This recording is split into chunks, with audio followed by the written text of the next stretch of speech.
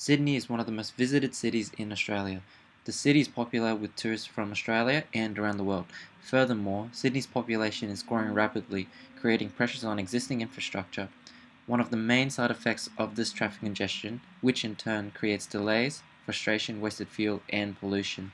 Specifically, Sydney CBD is one of the most highly congested areas in Australia.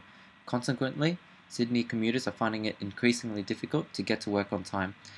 The new Sydney Tunnel will address congestion by helping to improve road driver safety, reduce travel time through the CBD by up to 40 minutes, relieve pressures on local roads, increase road freight efficiencies, and enhance the living standards of Sydney The new residents. Sydney Tunnel will be beneficial because it will boost the economy. It will create approximately 50,000 new jobs across the construction, transport, and government industries. Furthermore, the new tunnel will produce cost savings for New South Wales taxpayers, as congestion in Sydney alone costs the economy $5 billion per annum in lost revenue.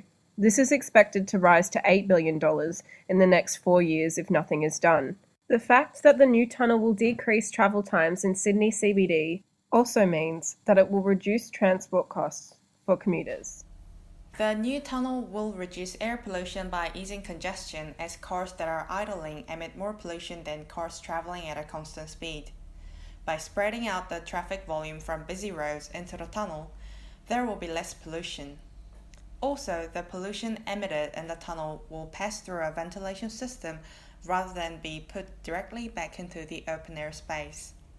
With the new tunnel, the quality of life in the community is expected to improve a great deal by more time for users as well as cleaner air for the environment. A tunnel is a far less disruptive process to the above-ground operations of the city.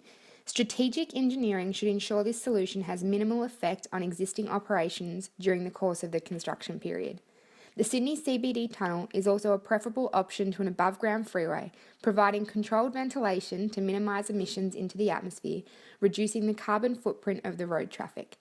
Additionally, this option will reduce noise pollution to nearby real estate as well as be invisible to the naked eye, not causing an eyesore for neighbouring homes and businesses. In return, the tunnel should minimise the effects on real estate prices. If anything, the increased access throughout the areas of the CBD affected should in fact increase real estate values.